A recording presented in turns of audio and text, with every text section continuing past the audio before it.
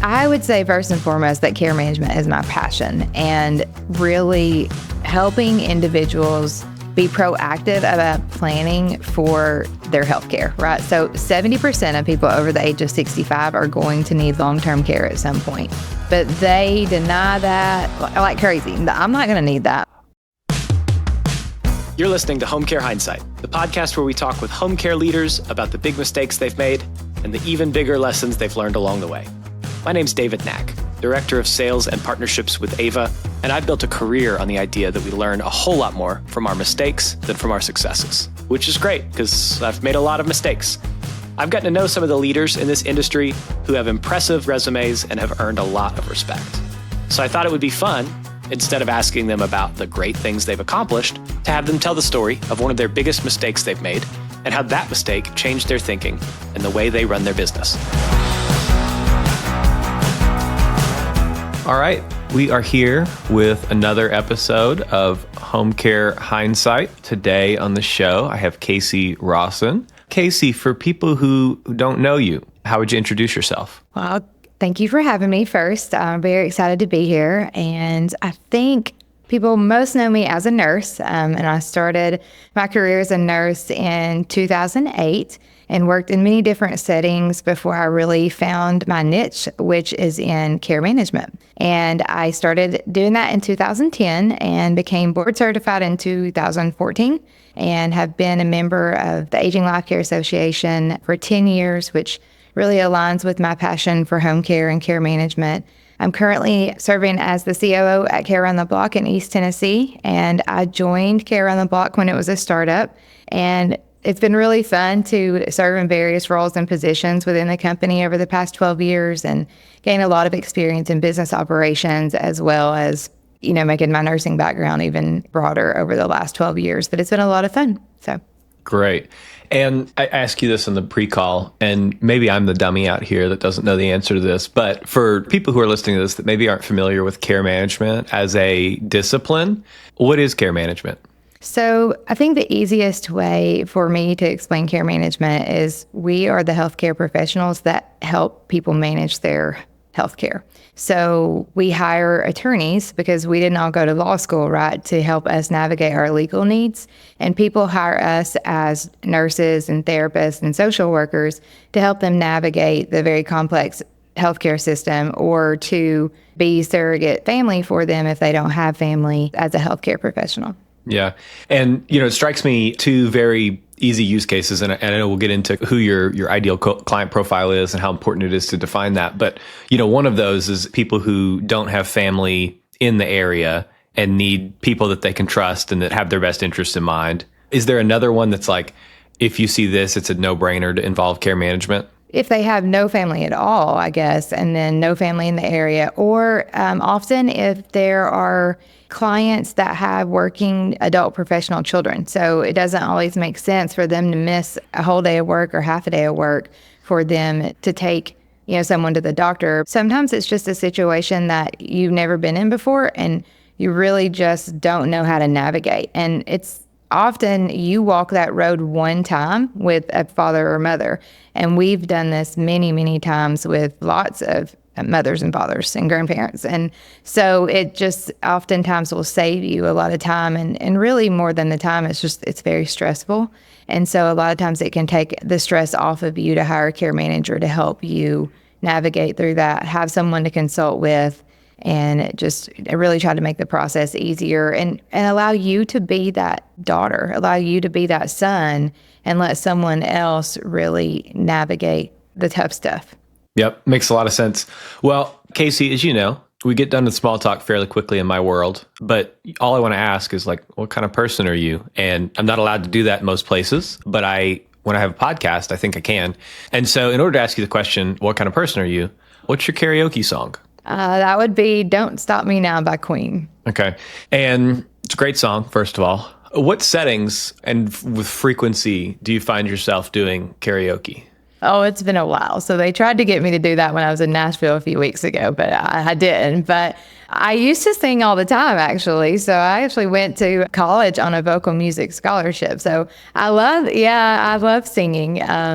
but it's mostly just in church these days, not really in karaoke. But that song is just, I feel like I am living my best life right now. So I feel like that song would be what I would choose right now. I expect Don't Stop Me Now does not come into your repertoire at church very often. No, it does not. But you kind of have to have gone to school on a vocal scholarship to be able to sing Freddie Mercury. So very nice. All right. Well, I learned something. You have had, I think, a very exciting, accomplished, impressive career. You've grown an organization from a little baby startup to a very well-respected organization regionally. People around the U.S. know you. I was talking to Alan Surface, and he was, these people have done amazing stuff over there in Knoxville. But we're not here to talk about any of that. Instead, we're going to talk about the big mistake that you've made. And so, Casey, what's your big mistake? So I was giving this a lot of thought when I was looking at the outline, and I think that our biggest mistake really from day one, and being nurses, you want to help everyone, was trying to be everything to everybody, to taking every referral that came in the door that you could and just trying to offer every service line that we could and trying to be everything to everyone from day one. And through COVID, I know everyone has a COVID story, but COVID just created chaos. I mean, we had a lot of growth through COVID. I think that at one point we actually doubled our caregiving business within just a few weeks' time because we have a lot of industry in our area. They shut down. We had tons of employees. We went to doing orientation weekly during that time. We've continued to do it weekly since COVID. But our office was shut down for several weeks, but we were still going in to do orientation and train new employees. And it was chaos. And so when we did our strategy meeting in 2021, so we were about 18 months into COVID when we did that, and we were tired and we were burnt out and just everybody was. It wasn't just us. All of our team was it was tough. And so we were like, how can we simplify things? What can we do on the front end in this business that's already so hard and so challenging every single day? And we've just been through a huge pandemic. What can we do to make things simpler? And so we just really went back to what this business was started on to begin with, and that was care management. And so along the way, we had tried to be a care management only company. We had tried to do caregiving only. We had tried to do fractional care. We tried to do combinations of all in between. And so what we decided to do in 2021, we really went through a lot of exercises. We dialed in what our core focus was. We dialed in what our ideal clients were, our ideal employees, and we made a commitment as a company to really be a care management focused organization, and that all of our clients would have to have care management to be clients, and then they could use caregiving if they were our clients. And I think what this did was just really allow our employees to know what to expect a little bit more. Care managers, caregivers, office staff. Went from being a very individualized service all over the place, which is still very client-centered, very individualized. We at least have a minimum expectation for every client that comes in the door. Yeah. So talk to me a little bit about that process of defining your ideal client profile. What is that ideal client profile? What were the steps that you guys took to arrive at this profile? Yeah, so that one was a little bit harder, and it was really funny because our CEO is very analytical and I'm very emotional. And so the list of ideal clients that I had versus what she brought, they did not line up. So that was fun to go through. But I think essentially what we ended up doing was we really just sat down and analyzed, our current clients. We looked for trends, and then we also took into account the ones that were most satisfied customers and the ones that were not, who are your squeaky wheels. Everybody has those, right? And then the ones that bring the most value financially and relationally to the company, and the ones that we feel like we were helping the most. Who really is a partner with us, that we're not having to constantly have to fight to get in the door. They truly want to accept the services. And then we went through a process of just defining those key characteristics. We looked at where those clients came from as a referral source, and then used that to create our client profile. And then after that, we took a strategic look at our marketing plan plan and made a huge change there. And it's been 2021, we made that change. And like we've really started to see in the past 6 to 9 months, those efforts have really started to really pay off, and getting more referrals from trusted advisors. Trusted advisors are telling other trusted advisors about us. And we don't really have to do a ton of boots on the ground marketing because our service is such a niche that they just tell each other about us, and there's nobody else, that really offers what we offer. That makes a lot of sense to me.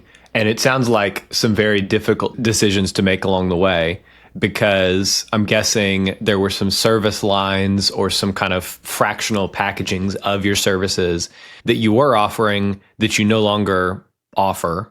And so can you tell me about, what was one of those service lines that you were like, maybe one that was really easy to say, yep, we can get rid of that, no big deal, versus a service line or an offering that you kind of agonized over and you ended up getting rid of it and it was a good decision?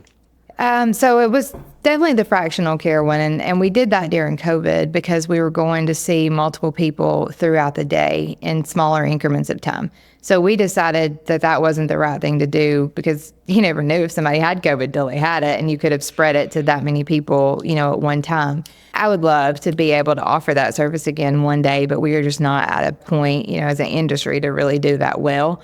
So I think that was one. But the hardest part, I think, with making that change was having to go back to referral partners that had been referral partners for a really long time and educate them on what we were doing, because that meant we lost some referral partners, right? So like some assisted livings would contact us to do temporary caregiving for a client that might only need it for a month, and they may not need any care management.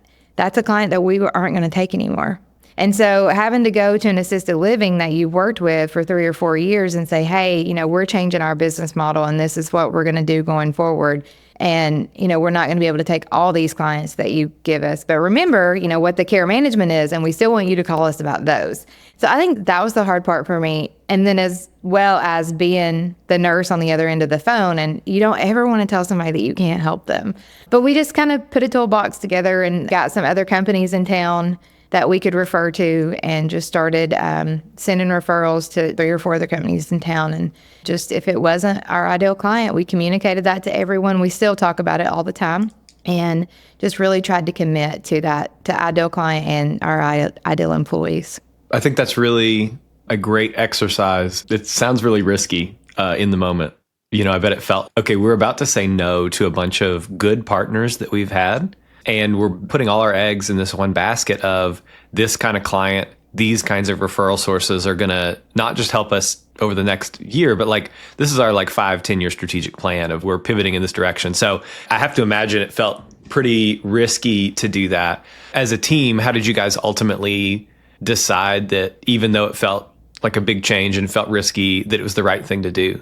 Well, it's what we're founded on. We're a care management company. We're care managers, and why are we doing something that it goes against our core focus, and really training ourselves before we chase that shiny carrot. And I'm the worst about that. Anytime somebody dangles something new in front of me, I'm like, oh yeah, let's do that. That's exciting. Like something new for me to learn.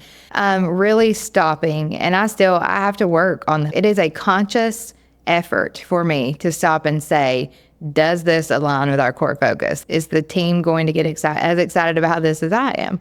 And just really looking at that core focus and committing to it, and making that commitment, communicating it, and sticking to it, and measuring the progress, right? Like just trying to see year over year if it really hurt us. And it didn't. I mean, it's helped. Great. Yeah, that was going to be my next question, is like in 2021, you guys were super burnt out. You were pulled in a million different directions. There was a conversation of something has to change, or, are we going to be able to keep doing all this? And so what have you seen in terms of results of, you focused in on who your referral sources were, who your ideal clients were. You said no to a bunch of different parts of the business that you'd been saying yes to for a while. And so what have you seen as results from this exercise a couple of years ago? I would say that now our referrals pretty much come from the right places. Everybody in town knows, the difference now that we are care management driven. Everyone has to have care management. All of our trusted advisors know that. They usually have done a lot of the groundwork for me before that referral ever comes to me, which is fantastic. And they're wonderful to work with. We have some great community partners. And I think just for our employees, like they know who to contact now for care management. They know who to contact for scheduling. They know who to contact for caregiving. And all of our clients have a care manager and they know what to expect. And so it's much easier to put a system and a process in place on communication when the communication looks the same for everyone instead of, well, this client doesn't have care management, so you contact this department for that, but this one does. But they don't really have a lot of care management, so you contact their family. And it was just, we could still be doing that today, but it just causes so much more work and admin work when you can cut a lot of that out by being able to uniformly put those things in a care plan and from across the board. It strikes me too that that's a huge opportunity to deliver a much better quality of service to your clients, because everybody knows what's expected of them every time and who's sitting in what seat and what role they're supposed to fulfill. Whereas if you're in some kind of fractional environment, it's, hey, normally the care manager does this, but there's no care manager in this place. And so I guess somebody else has to either wear that hat, or what may have happened, something gets left off that shouldn't have been. Yeah, it does. And that was really frustrating for our care partners because they would go to one house and have all this support for them as an employee. And then they would go to this other house and they're smart. They would see these needs. And then this client didn't have that same level of support. And so it would be very confusing to them. And we still have clients that are obviously have different tiers of care management, but it's easier to communicate that now. And they see a little bit more of what that looks like. But every client has a care manager. And every care partner knows that, and they know that that care manager is going to be there to support them and answer their questions. And I think that, retention is a thing in this industry for sure, but I think that our care partners really love having the care managers to depend on, and they have some great relationships with each other. All right, last question in this segment before we head forwards. For people listening to this, what would be some signals that they should look for that there might be a problem similar to the one that you guys experienced, and that it might be time to put their heads together and make some definitions about who their ideal client profile is? Oh, that's a tough question. The first thing that came to my head was like the silent quitters. And I don't know what made me really think about that, except I think paying attention to your staff and like what's going on with them, right? Like, and if they're not excited to come to work every day and get behind what they're doing, and if they've lost their passion for what they're coming to work to do. Like, I don't want it to feel like a job or a paycheck for someone. Like, we try to hire people that are here for a purpose. And you can see if someone's down. And I think that was what it was for us. Like, we were just all so burnt out and being pulled in different directions and just trying to figure out if everyone is still working toward the same goal. And if you feel like they're not, or people aren't excited, just trying to see if that could be one of the reasons. Like, if there's not clarity, then there's confusion, and that might help. I don't know if that's a good answer for that or not. I think that's a great answer, right? Because this is home care. Like, this is hard at the end of the day. Is everybody going to be excited to come to work every day? Probably not.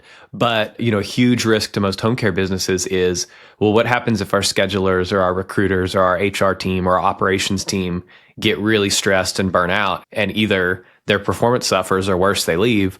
And so I think being in tune with how they're doing in their role is a really good idea.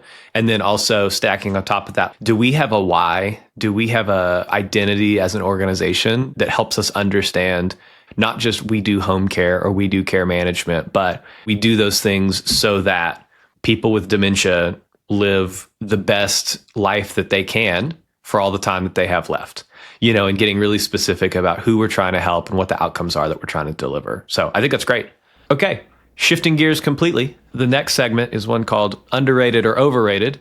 And so I want to ask you about something that the industry at large tends to overlook, and that you think is really underrated and it's way more powerful than it's generally seen to be. So I would say that this is training, and I talk to industry leaders all over the place, and training is all over the place. So there are people that have a 3-hour orientation virtually, and then there are companies that have a 2-day orientation face-to-face in their office. And we have companies that have initial training and don't have a lot of ongoing training, and then there's people that have training every single month. And I think that focusing on training and a career ladder for the employees does a lot for retention, but it also improves the quality of your care too.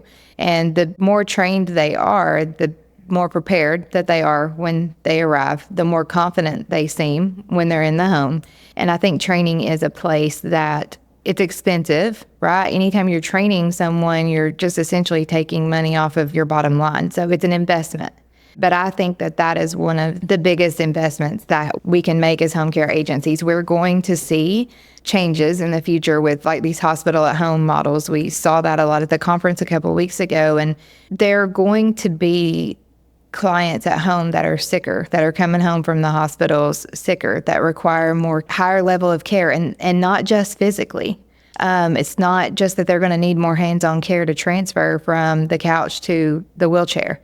They're going to need people that understand what the signs and symptoms are of these chronic disease processes that land people in the hospital all the time. CHF, diabetes, chronic kidney disease.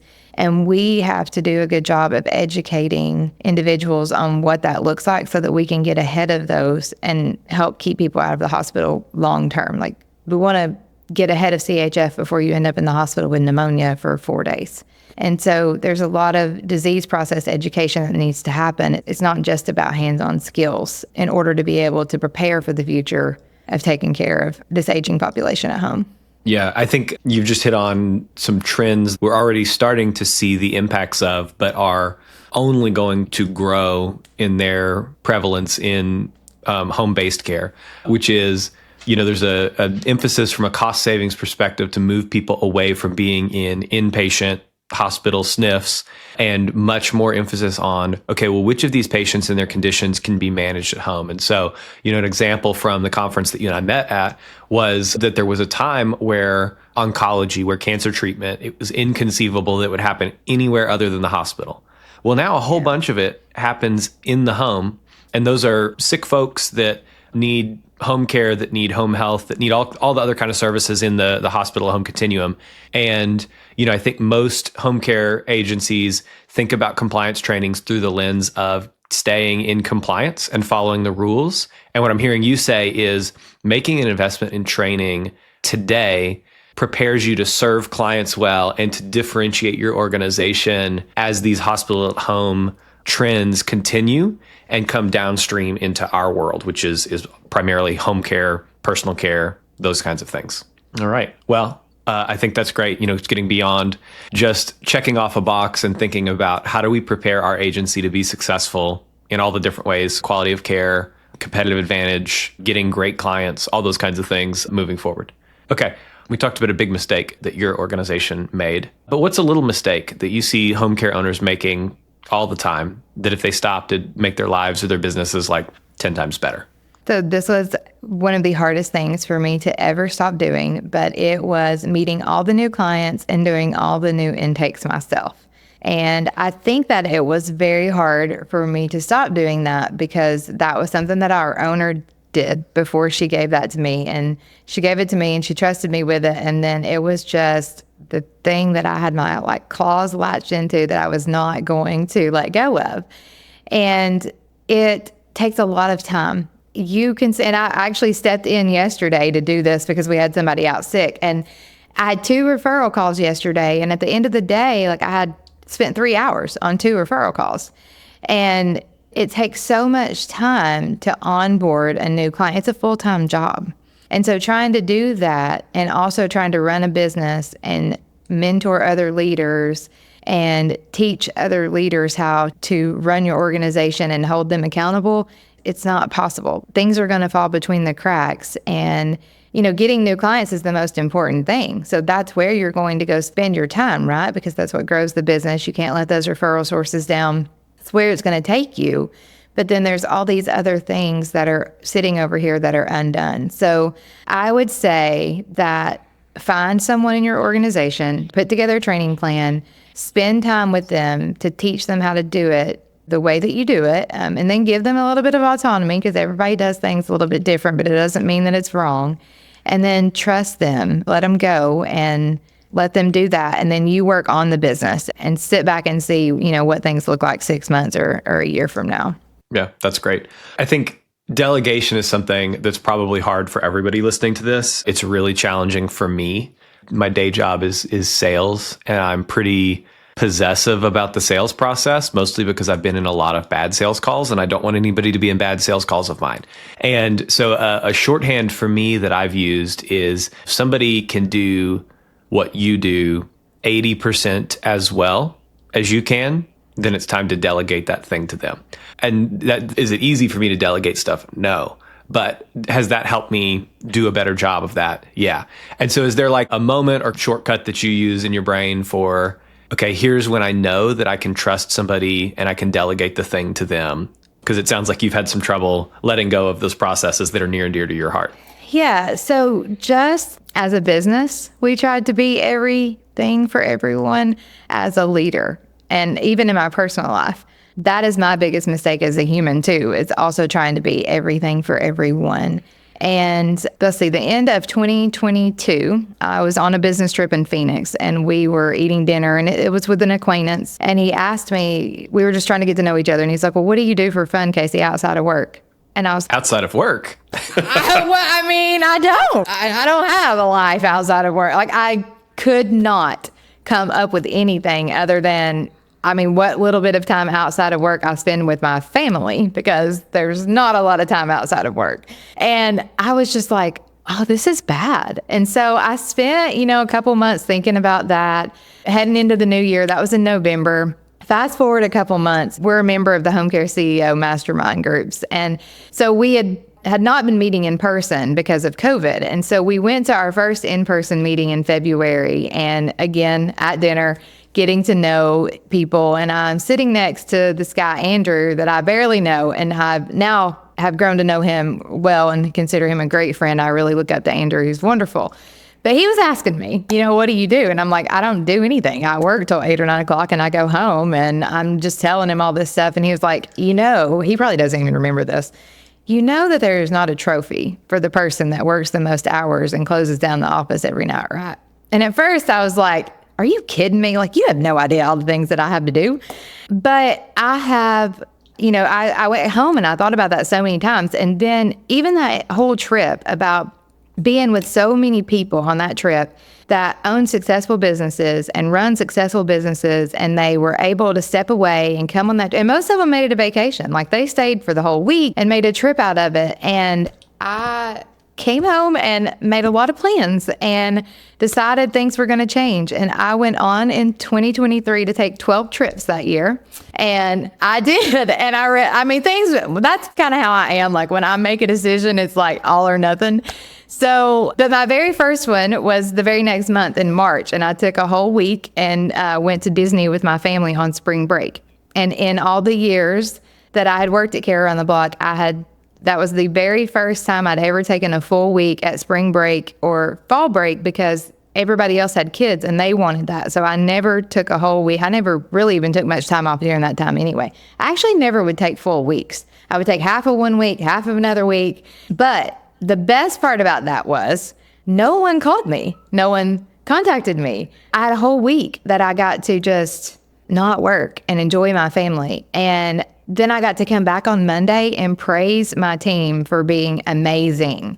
And so that, I believe, was definitely the moment that I was like, okay, I trust them. I know that things are not going to fall apart. And then it was like full steam ahead. So it was like, okay, look at each person. Like, I feel like they're in the right seat. And then me really spending last year trying to figure out, or trying to learn how to like really lead them instead of managing them, and giving them, sitting down with them, showing them like my expectations around communication and what I expected them to do. And that's really kind of the way it is. Like, they know what their jobs are. They know what I expect them to do. And, we have a check-in meeting, and I let them do I just made that commitment. And honestly, it's been great for them because it makes me a better person when I take a break. And they're all really supportive of that too. Because I was always afraid of that as well. Like if I leave or, they're going to think I'm not working as hard as they are, or it's just, what does it look like when you take that many vacations? But they're all super supportive and they're very happy to let you take a break. But then also you want to do the same for them, right? Like I want our team to have a good family work-life balance and I want them to take a break, and I'll do whatever I need to do for them during that time. So that was a huge eye opener for me in the past couple of years, is just, you've hired people to do the job. Let them do the job. And if something happens, it's going to come to the top, and then you can take care of it. So there's no trophy for working the most hours and shutting down the office every night. Is there a trophy for taking 12 trips in a year? I don't know, but I'll take it. It was a lot of fun. Well, it sounds like it was very much overdue. So we've talked about a lot of mistakes and a lot of learning opportunities, but I like to end these shows on a high note. And so what's something that's happened lately in your business that you're really proud of? So I think it really ties into just kind of the last couple of stories that I've told. I had a Kroger parking lot moment this week, and we got a very important client this week. And the referral came directly to me. And, a year and a half ago would have had to have my hands in that. And I wouldn't have been able to just let it follow the process. But I didn't think anything about that. I had the initial phone call because it came to me. I put the referral through the process. I let it all go the way it was supposed to, and never thought, I should be the one doing that. I wasn't nervous about it. I had no anxiety about it. And then as I'm going into Kroger, I get a text message from the daughter and said, "Is so-and-so an angel?" And I just stopped dead in my tracks. I'm like, yeah, she is. She really is an angel. Not just for you, she's an angel for me too. And it was just a huge moment for me, reflecting on the great relationship that I have with that employee and what she means to our company. And then, I thought at that moment, I'm like, you never 2 years ago, this would not have happened, but you never once thought I have to be involved in this. And just the growth for me and the growth for her. And then I went back to the office and got to, love on her and tell her that. And so the wins that I get to celebrate now are a lot different. And that was a really hard thing for me to learn too. I could come to work and have this checklist and mark off all these things and do all these things for all these clients and all these people and feel so good at the end of the day. As a leader in an organization and an operator, your wins are much more spread out and they're much more long term. And you have to look for them a lot harder than the fact that you made a difference in that client's life today, because you're still making a difference in their lives. You're just doing it from a different angle. Yeah, absolutely. Well, and isn't that growth? Sometimes it is, wait, stop. I was going to go into the old habit of, getting involved, and I need to not do that. And I'm sure you've had instances where you do that. But what a more validating, all this work has paid off, of you just trusted the system because that's the new habit. And when you got the text message, it was like, oh, wow, there's a new habit here. And the quality didn't suffer at all. Our capacity is so much greater than it was. And so, making all those decisions of here's what I'm going to do differently now, and I'm going to trust my team with these sorts of things, had to feel, wow, all that hard work was worth it. Yeah, it did feel really good. I typed out a whole text to my owner and wanted to send it to her, but she's retired and she's doing all kinds of different things in her life now. I know she would have celebrated the win with me, but it was one of those things where I pretty much just sat there and celebrated it by myself. So I really appreciate you asking me that question today, because it really was. It seems like a really little thing, but for me and anybody that really knows me that listens to this knows that is. I went from having to control everything to now I'm just okay. And honestly, another thing that happened to me through that was I've had employees that have been here for a while challenge me on the fact that I didn't care anymore, because my approach was just completely different. And the mistake that I made was not communicating. I didn't communicate. I just took for granted that they would see the fact that I was doing things different. And in my mind, I was doing them better and I was being kinder and letting you have more autonomy. And I thought they would automatically just see, oh, that's a better thing. Casey's doing so much better. Look at her, yay, I'm thankful for this. But it wasn't. I've definitely been challenged that you just act like you don't care about this business anymore. And I'm like, are you kidding me? That's really what you think? And so that was a huge learning moment for me, and to always make sure not to assume and to communicate. Even if it's a positive thing, just go ahead and say, hey, I'm working through this. It might look a little different for you. Let me know if it's making you feel a certain way. But that was a huge thing for me to learn. Yeah, proactive, because you're making these positive steps forward, but it still leaves a gap behind you that you used to fill and that somebody else is going to have to fill in. And so without that kind of proactive, I always tell people, I'm going to over communicate about this. Just know, like, this is the intention behind that. Here's what I'm doing. I say I always do that. That's my intention, is to do that. I often do a terrible job of that. But the goal is, when I'm making changes to my work patterns, to make it really clear what the reason for that is, and what is going to be expected of other people, and what that's going to open up in terms of opportunities for other people as well. Wonderful. Well, we're going to go to our last segment, Home Care Hot Take, in just a second. But what do you want to plug before we move there? So I would say first and foremost that care management is my passion, and really helping individuals be proactive about planning for their healthcare, right? So 70% of people over the age of 65 are going to need long-term care at some point, but they deny that like crazy. I'm not going to need that. I'm not going to need that, but they are. And so getting in front of as many people as I can to help them be preventative and to proactively plan for their future. So if you want to learn more about care management, go to our website, careontheblock.com. And you can like and follow us on all social media. We always put content out there about care management and just about our organization and how we do things, and celebrate our employees on there as well. And then also a great place to learn more just about the industry is aginglifecare.org. And we are a member of the Aging Life Care Association. We abide by their standards of practice and code of ethics. And there's just been a lot of work done in the industry to really define what care management and aging life care professionals are. And if you're interested in learning more about that, that's a great place to go. Yeah, awesome. Well, let's move to this final segment, Home Care Hot Take. And you're going to tell us some stuff about care management that we ought to know. So the first question, one thing home care owners should know about working with a care manager is? So let's see, we want communication. We want to be able to communicate with the key players. The care manager wants access to the person that can make a decision. And I would say that communication and having a strong relationship is key. The best home care agencies that you work with do this. They are honest and transparent and flexible, I guess. So in a care management world, I mean, you can think somebody is coming home from the hospital and needing 24/7 care this morning and have all that set in place. And then by lunchtime, something completely different has happened, right? So sometimes it feels like we're yanking you around when, we're getting yanked around too. But to be flexible and work with us, because most of the time, if we bring you a case as a care manager, your conversion rate on that is probably going to be 85% or greater. Like, we know if they need care, we know if they can afford it. It's going to be something crazy if it doesn't come to fruition. So just being honest about what you can do, being transparent. If you can't staff it, don't tell me you can staff it. Even though, we're all guilty of that. Us on the home care side, we want to take them. We want to take care of all of our clients. And sometimes we think we can staff it, and then the person quits 2 hours later, right? But just tell me if that's what happened, because I'm going to be a lot more understanding if you're honest and transparent with me. That's great. Okay, the worst home care agencies that you work with do this. So as much as I know that systems and processes are important in an organization, I would encourage you to not make the care managers jump through the same hoops that you make everyone else jump through, because it's very frustrating. So I often encourage home care agencies that I talk to develop a special process for the care manager and to maybe allow them to have some access to the caregiver, whereas you may not let a family member have that phone number, right? Because you're working with a professional colleague.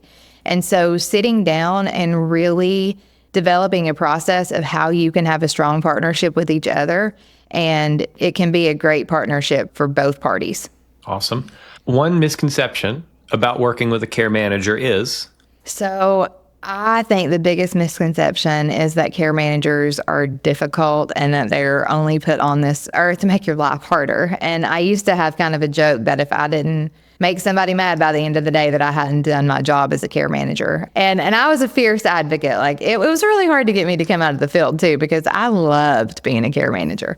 And if I was not a care manager, I think I would be an elder law attorney, because just fighting for our elders to get what they deserve and to be taken care of well is just, man, it gets me fired up. But anyway, so I think that I would encourage you to just keep in mind that we are all working toward the same goal, and we all want really good care for our clients. It's all about client-centered care.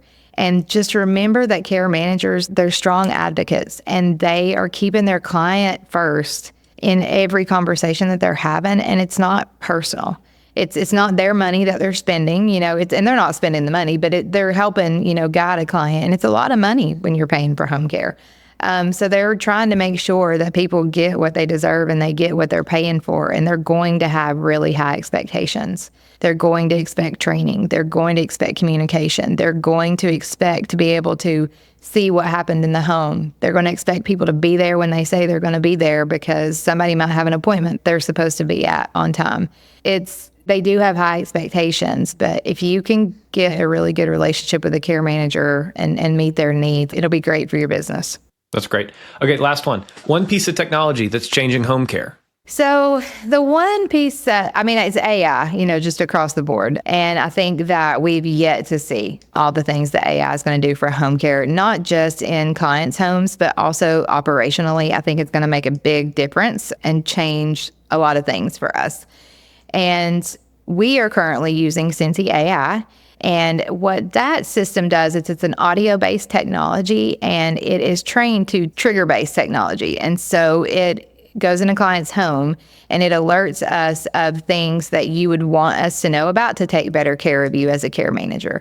So it helps us detect and prevent certain things from happening, or to get in front of them. You may not always be able to prevent it from happening, but for example, if you have CHF and it notices a 200% increase in coughing, we're going to get an alert about that. And it's going to trigger that care manager to either make a phone call or go out and make a home visit and evaluate that client, see if they need to be seen by their doctor or make any kind of medication changes through the doctor. It also will alert us about positive interactions with caregivers, which is great. So we can, praise our employees. That helps with the retention. It alerts us about the potential of medication errors. If it triggers them, talking about, did I take my medicine this morning? Or my medicine's still in my pill box. Those types of things. So you can maybe make an adjustment on care.